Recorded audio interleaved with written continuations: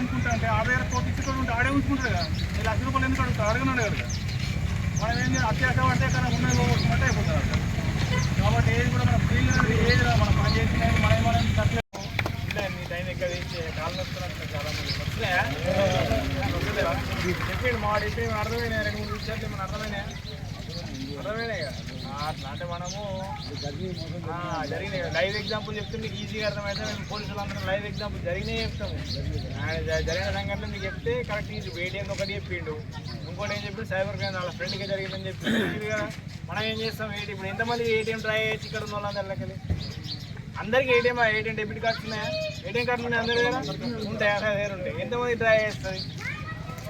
మొమ్మట పడద్దు వస్తే చెప్పిన ఈయనకి వస్తాడు, ఇంకోళ్ళకి వస్తుంది, నీకు వస్తుంది, ఇద్దరికి వస్తాడు, ఇంకా వస్తుంది ముగ్గురికి, ఇంకా ఏటీఎంలకి 4 ఇంకా 5 ఇంకా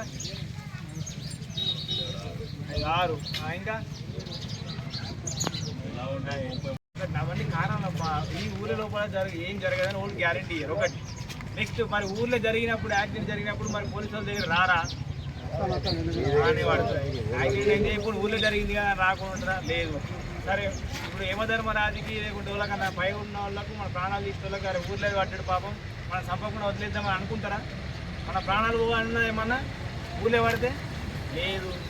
వేరే ఓడు నువ్వు మంచిగా పోతున్నావు పోయి నువ్వు మంచి ఇమాందారి మనిషి ఉన్నావు, మంచిగా డిసిప్లిన్ మనిషి ఉన్నావు, రోడ్ సేఫ్టీ పాటిస్తున్నావు పోతున్నావు. వచ్చేటోడు ఉంటాడు కదా ఆడు పాపం లోకలోడు మంచి నిదానంగా పోతున్నాడు అని కుద్దద్దు అని కుద్దకుండా లోకల్ ఆడిచ్చాడే వాడి వెళ్ళిపోతాడా? అది ఉంటుందా? ఉండదు.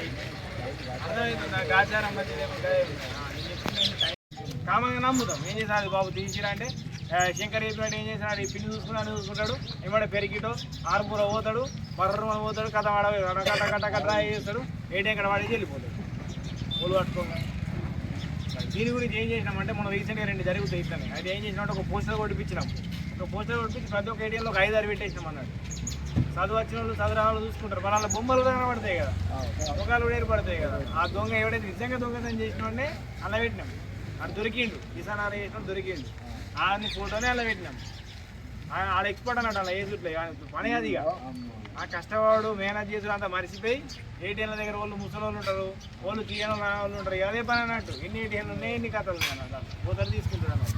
అది అయిపోయిందా? దీన్ని అటెన్షన్ డైవర్షన్ అంటారు. ఓకేనా? అటెన్షన్ డైవర్షన్ అంటే దృష్టి మరల్చడం.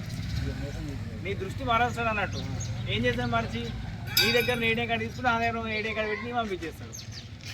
ఇందులో ఎప్పుడైనా చూతే పని ఆయిస్తాడు అన్నట్టు. ఓకేనా? రైట్. అయితే ఇది నెక్స్ట్ ఇంకోటి ఏం చెప్పిండు? సైబర్ క్రైమ్ అని చెప్పిండు. ఆడ ఆర్బీఐ ఇలా పనిచేస్తున్న ఉద్యోగిని నీకు లాటరీ వచ్చిందంటే వాటిని వెంటనే నమ్ముతావు కదా నువ్వు.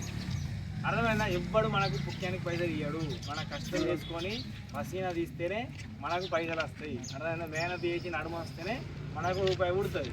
ఎవ్వడు మనకు లాటరీ తలైతే ఇయ్యాడు. ఎవ్వడు మనకు నీ పేరు మీద నీ పేరు మీద గిఫ్ట్ వచ్చింది నువ్వు చేస్తే దీన్ని 4 పంపిస్తే పైసలు వస్తాయి, అమ్మాని బర్త్డే ఉన్నది లింక్ ఓపెన్ చేస్తే పైసలు వస్తాయి, అది అన్నీ అబద్ధం అన్నది. ఓకేనా? ఎవ్వరు కూడా రూపాయి కూడా ముఖ్యానికి ఇయ్యరు.